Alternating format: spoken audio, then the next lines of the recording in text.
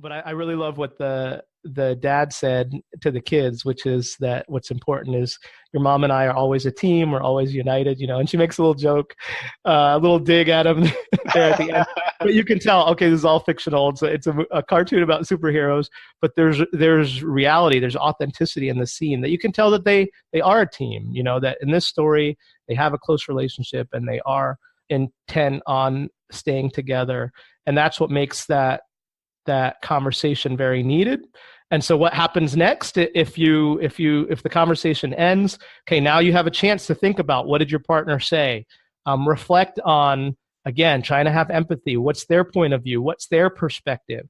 Not giving up on our own perspective because we have valid points too. But when we start showing empathy and looking for the other person's perspective, the natural response is they'll do the same for us. When we keep focusing on our perspective, then, they do the same thing. But if we can focus on their perspective, come back now to the conversation later the next day or a couple days later. Think about, okay, when's a good place and time to have this conversation? Okay, honey, look, we got to talk about, what we were talking about the other day. I really appreciate that you shared this with me, and I've given it a lot of thought, and I can see why you feel this way because this and this and this. The natural response will now be for your spouse or your partner to come back and start to try to see things from your perspective too.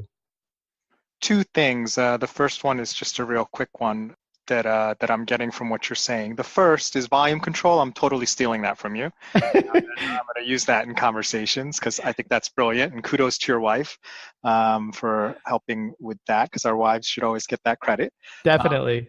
The second thing is I love what you were saying about empathy not being necessarily about winning or losing or giving up or saying that the other person's right. Because I feel like there's a fundamental misunderstanding where people are like, oh, if I'm empathetic, then I'm always apologizing and the other person's always right. I mean, if you could explain a little bit more about how that's not really what you mean when we're talking about empathy and understanding the other person's perspective and how you still get your own perspective. You get to keep what you have, but also appreciate others. Oh, definitely. So in the course of writing the book, I had a chance to interview Chris Voss, who is... love him. Yes. Never Split the Difference. Yeah. Exactly. FBI's former lead kidnap negotiator. Yes. Has negotiated hundreds of high-level negotiations through the years. So he has this statement that I've totally stolen, which is empathy does not mean agreement.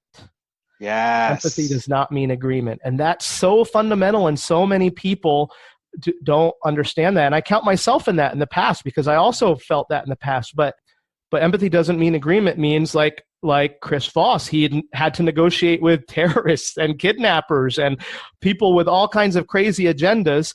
And the key to him persuading and influencing them was being able to recognize where they're coming from, why they're doing what they're doing, what their perspective is. Of course, he doesn't agree with it. These are hardened criminals, but he had to understand where they're coming from to make any progress with them.